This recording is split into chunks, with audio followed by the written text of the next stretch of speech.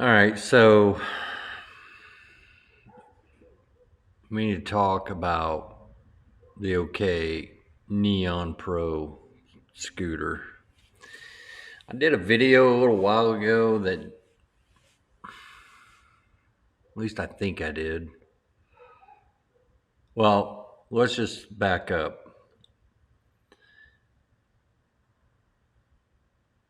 I was riding the scooter one day, and while it said it had 38% battery left, it just died. It just turned off. And I was with my son, and we were on this paved trail, and it left me stranded. I ended up having to walk, push that stupid thing over a mile. I kept fiddling with it while I was pushing along, and it did come back on at one point. After, I don't know, 5-10 minutes, it went back off. So it did seem to make me think that maybe the battery was going bad, because lithium batteries, they might get to a depleted stage, or what they feel like is depleted, earlier than usual. I didn't really know what was going on, but that was kind of what I was suspicious of. I come home, I put it on the charger. At full charge, it stopped at 94%. It wouldn't give it any more. I'm thinking, okay, this is pretty classic lithium battery behavior when they have fatigue. So eventually, it had no power at all. No display, no indication, no battery level. You couldn't access it at all. It was like there was no battery in there. So I contacted Okai on I think it was December 11th. But it was around December, and the reason why that's important is because I bought it in July. I can't remember. I have the receipt. I'll show the receipt, and we'll see. All right, so when I contacted them, I told them what the problem was. I mean, the thing's still under warranty. It had, it showed the odometer. At that time, I could still access it. They wanted a picture of the odometer, so I took a picture in the app. Like, I did a screenshot.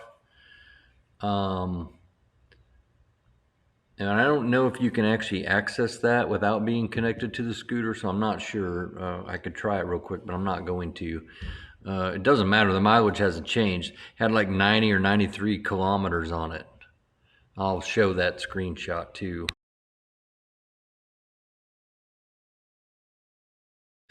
So anyway, my point is, at 6 or 7 months old, or 5 months old, I'm not even sure. I don't even think it was 6 months old. Well, anyway, there's the receipt.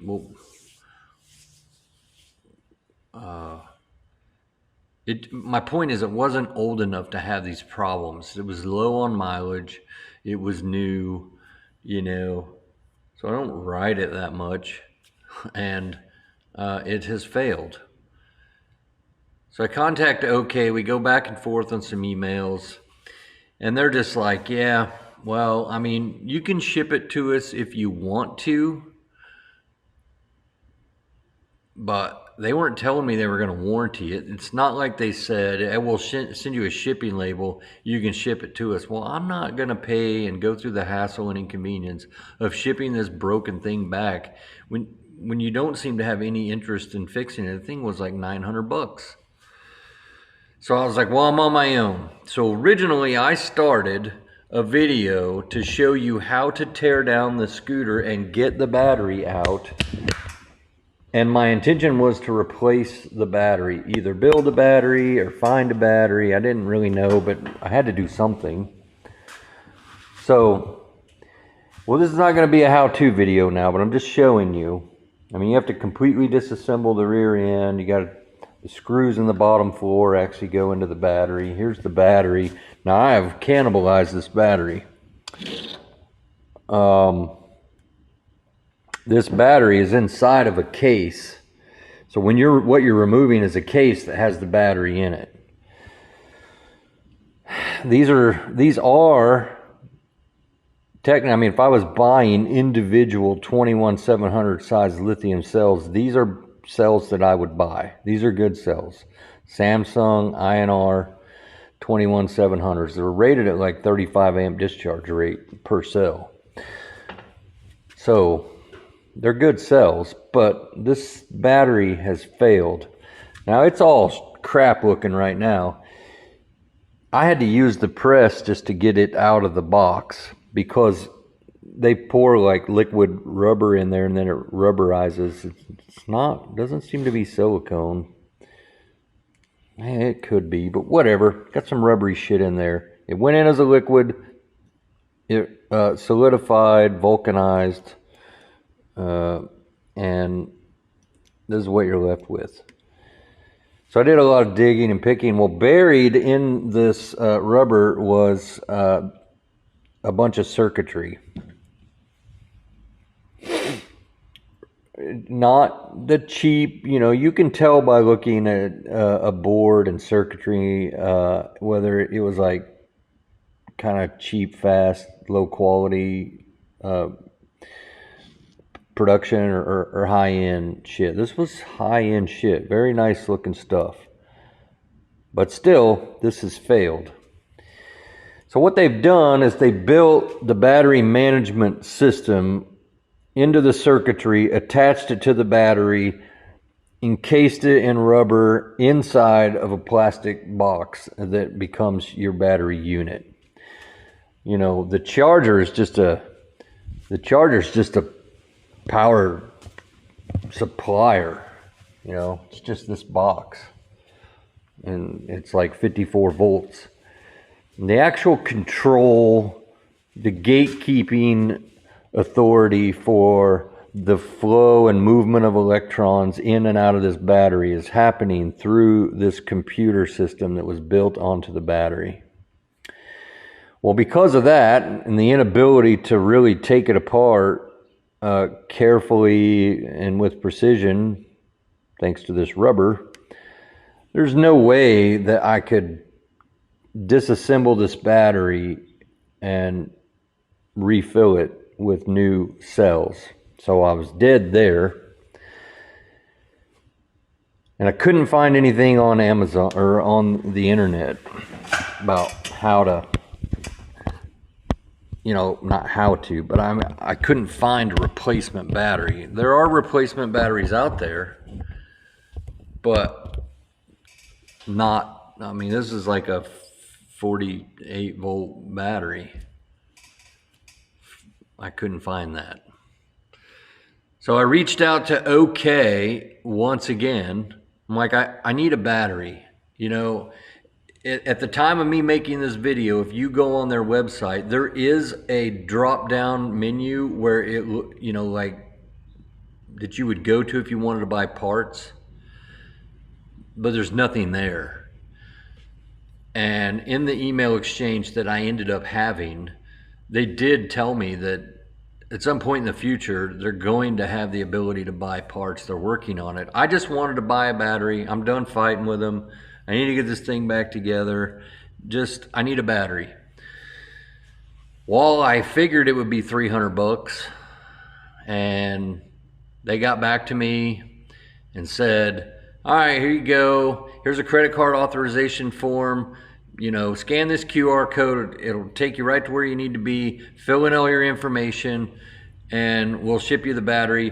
It's 475 bucks. No thanks. I'm not doing that. Like I told them, I'm not going to pay almost $500 for a battery that might go out again in just a few months. it's at least half the price of the scooter. And I understand there's technology and money tied up in this particular battery pack. But I can go to Best Buy today and buy the same scooter for 689 bucks. It's on sale. So I told them that I won't do that. If I was going to do anything, I would just add extra money to it and go buy a new scooter, which I will not do because this one failed.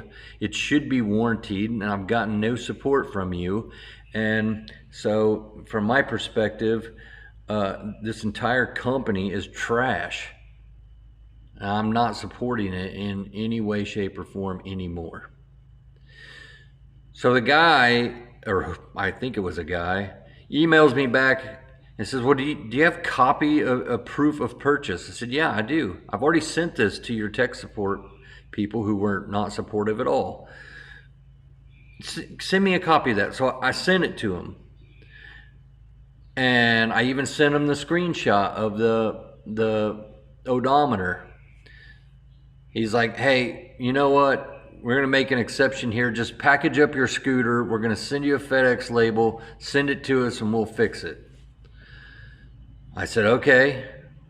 Well, just understand the battery has been removed because when your tech support people gave me no support, I was on my own. So I have taken it apart. The next response was, oh, okay.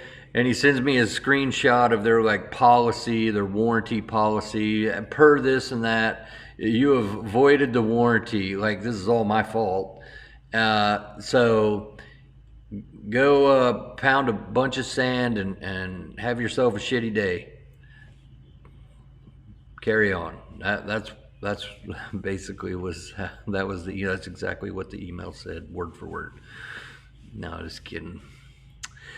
So I'm like, I said, I just want a battery. Can you just send me a battery? I don't need you to fix it. Just send me another battery.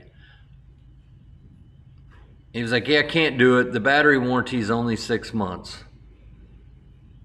I'm like, okay, well, understand from my perspective, my initial contact with your tech support people, I was still in warranty. They did not do what they should have done, which caused me to make the decisions that I made. My point is that, okay, look, you have some responsibility here. I didn't want to take it apart. I just don't want to watch a $900 scooter sit here and be dead.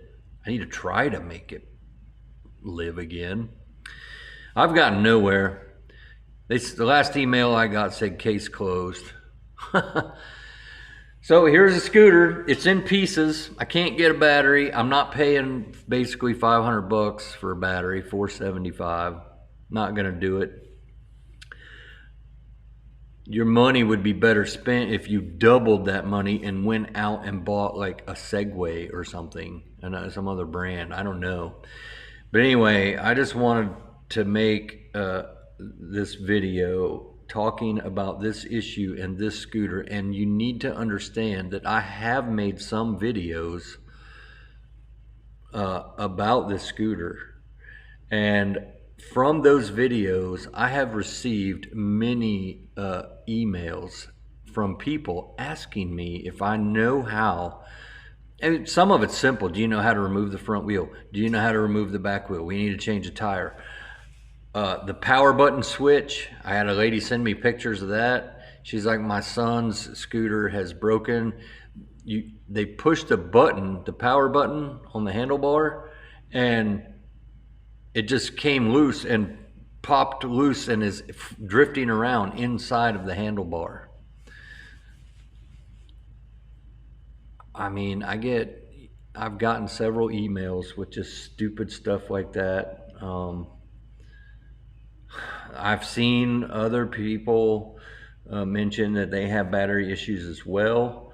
I don't think they were quite like mine, as I recall.